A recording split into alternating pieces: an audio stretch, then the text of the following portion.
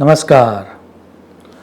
America की Atlanta की emery school of medicine के दो डॉक्टर्स डॉक्टर मार्क सिल्वरमैन और डॉक्टर जे विलिस हर्ट्स ने अमेरिकन कॉलेज ऑफ कार्डियोलॉजी के सामने अपना research paper cardiology the heart and the hand publish किया था।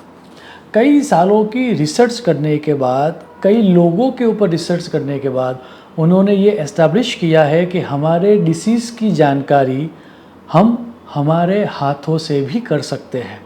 उनका कहना है कि more than 30 types of heart disease, cancer एवं अन्य रोगों की इम्प्रिंट्स या छाप हमारे हाथों पर होती है। बात यहाँ भी नहीं रुकती।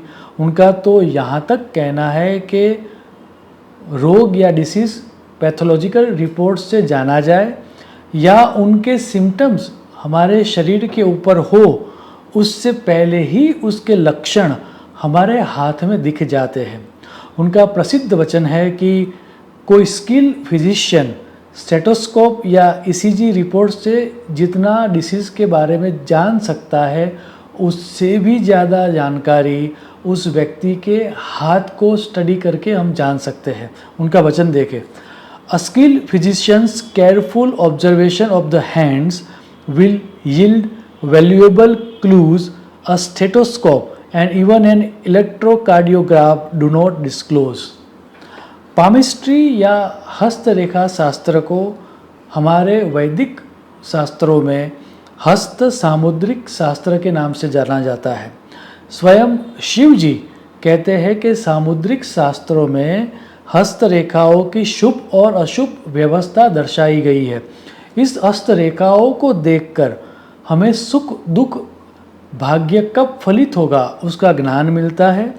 जीवन को किस तरह से नेविगेट करना चाहिए उसका भी मार्गदर्शन मिलता है, और इससे भी आगे जाके जीवन के बाद किस तरह की गति मिलेगी उसके बारे में भी ज्ञान मिलता है, या फिर हमें जीवन में किस तरह से जीना चाहिए ताकि मृत्यु के बाद अच्छी गति मिले, उसका ज्ञान भी पामिस्ट्री से मिलता है। सामुद्रिक शास्त्र सटीक का यह श्लोक देखें, शिवोक्तम तंत्र सामुद्रम कररेखम शुभाशुभम तस्य विज्ञान मात्रेण पुरुषो नहीं सोचती। यह पामिस्ट्री या हस्तरेखा शास्त्र का अभ्यास सनातन काल से हमारी परंपरा में होता रहा है। रामचरितमानस के बालकांड में जब नारद मुनि पार्वती जी के जन्म के बाद हिमावन और मैनावती के पास जाते हैं, तो वे दोनों पार्वती जी का हाथ देखने के लिए नारद मुनि को रिक्वेस्ट करते हैं।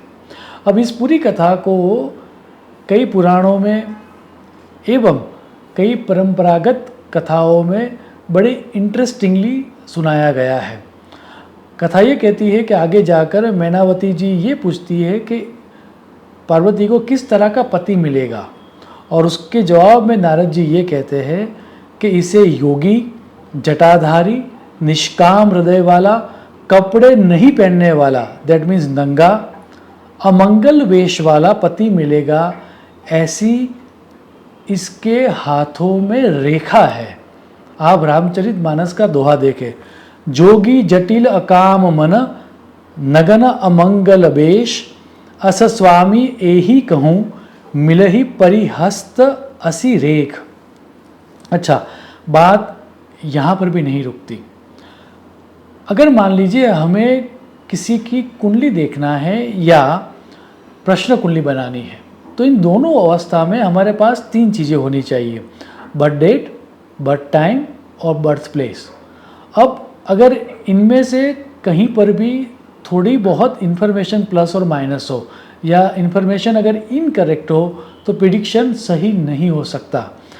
एक्सपर्ट्स ये कहते हैं कि पामिस्ट्री का अभ्यास करने के बाद जो एक्सपर्ट पामिस्ट होता है वह कुंडली में जो योग बने हुए हैं वो भी दर्शा सकता है। दैट मीन्स अगर आपकी जन्म कुंडली की डिटेल थोड़ी बहुत प्लस माइनस भी है तो आपके हाथ का अभ्यास करके आपका फल कथन सुनिश्चित किया जा सकता है। आप सामुद्रिक शास्त्र का श्लोक देखें, जनने प्रबलो यस्य राजयोगो भवेत् यदि करे वा चरणो वश्यम राजचिन्हम प्रजायते। अर्थात जो कुंडली में योग बन रहे हैं वो हम हाथ के अभ्यास से भी जान सकते हैं, क्योंकि जो हमारे कुंडली में योग होते हैं उसके चिन्ह हमारे हाथ में अवश्य होते ही है।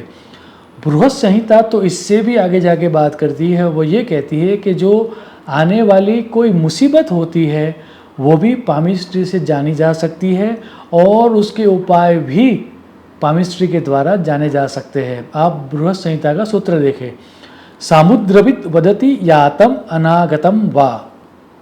इतना ही नहीं, एक प्रैक्टिकल लाइफ में हम सबको हेल्पफुल हो उस तरह की इन्फॉर्मेशन भी पामिस्ट्री से जानी जा सकती है। और वो इन्फॉर्मेशन ये है कि हमारी डे टू डे लाइफ में हमें कई दफ़े ये प्रश्न होता है कि जो हमारे सामने या जो हमारे रिलेटिव्स है या जो हमारे फ्रेंड्स है वह व्यक्ति हमारे लिए सही है या नहीं है, उस व्यक्ति के इंटेंशंस हमारे लिए सही है या गलत है, वो हम कैसे जाने। ये प्रश्न सदैव बना रहता है। शास्त्रकार ये कहते हैं कि उसके जवाब पामिस्ट्री से हम जान सकते हैं, क्योंकि व्यक्ति अपने इंटेंशन को, अपने मनोभावों को अपने बिहेवियर से, अपनी कम्युनिकेशन स्किल से छुपा सकता है, लेकिन उसकी जो हथेली है या उसका जो पाम है वो उसके बारे में सब कुछ बता देता है। क्योंकि जानकारों का कहना है कि हाथ मन का प्रतिबिंब है। हस्त सामुद्रिक टीका का ये बड़ा प्रसिद्ध सूत्र है, अयम हस्तो मनसः प्रतिबिंबः, अर्थात this hands are reflections of the mind. मुझे आशा है कि इतनी समझ पर्याप्त होगी, क्योंकि बहुत सारे लोग मुझे ये प्रश्न पूछते हैं कि पामिस्ट्री तो वेस्टर्न साइंस है। उसका ये जवाब है कि पामिस्ट्री को हमारे शास्त्रों में हस्त सामुद्रिक शास्त्र के नाम से जाना जाता है। यह बड़ा प्राचीन साइंस है और हमारे शास्त्रों में उसमें विशदता से बात की गई है। फ्यूचर में जैसे जैसे समय अवकाश मिलेगा हम पामिस्ट्री के बारे में भी डिटेल में बात करेंगे। शुभम भवतु, प्रणाम।